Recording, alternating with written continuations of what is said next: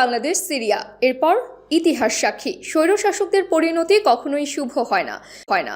জনগণের তীব্র আন্দোলনের মুখে দেশ ছেড়ে পালাতে হয়, ক্ষমতাচ্যুত হতে হয় চরম অপমানিত। তাদের লাঞ্ছনা, অপমান, অপদস্থতা হয় তাদের জীবনের শেষ উপহার। কাউকে দিতে হয় প্রাণও। আধুনিক বিশ্ব ব্যবস্থায় নতুন করে স্বৈরতন্ত্রের সূচনাকারী অ্যাডলফ হিটলারকে বলা হয়, যার মতো করে স্বৈরতন্ত্রে এখন চলছে বিশ্বের বেশ কয়েকটি দেশে।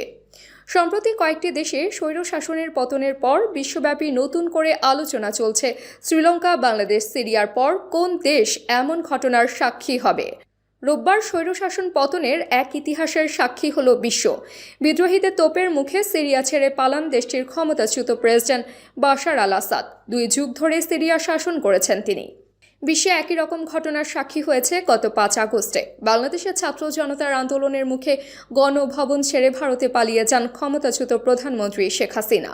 15 বছরের ক্ষমতার ইতি টানতে হয় হাসিনার দল আওয়ামী লীগ সরকারের। গণতন্ত্রের মোড়কে স্বৈর শাসন ব্যবস্থা চালিয়ে যাচ্ছিল হাসিনা সরকার। 2022 সালেও জনতার হাতে এক শাসকের পতন দেখেছে বিশ্ব। সে বছর অর্থনৈতিক সংকট ও জনগণের ব্যাপক আন্দোলনের মুখে শ্রীলঙ্কার প্রেসিডেন্ট গোতাবায়া রাজাপাকসে পালিয়ে যেতে বাধ্য হন। মালদ্বীপ হয়ে সিঙ্গাপুরে পালিয়ে যান তিনি। আন্তর্জাতিক সংবাদ মাধ্যমগুলোর প্রতিবেদন বলছে, সশস্ত্র বিদ্রোহী গোষ্ঠী হায়াত তাহরির আল শামের নেতৃত্বেই সিরিয়ায় বাশার আল আসাদের পতন ঘটে। HTS-এর প্রধান আবু মোহাম্মদ আল জোলানি তার নেতৃত্বে HTS শক্তিশালী বিদ্রোহী গোষ্ঠীতে পরিণত হয়। তীব্র আন্দোলনের মুখে ধরনের পালানোর ঘটনা কি সামনে আরও দেখা বাকি, সে প্রশ্ন জেগেছে এখন। কোন দেশে এমনটি ঘটতে পারে প্রশ্নে প্রথমেই যে দেশের নাম প্রথমে আসে তা হলো উত্তর কোরিয়া।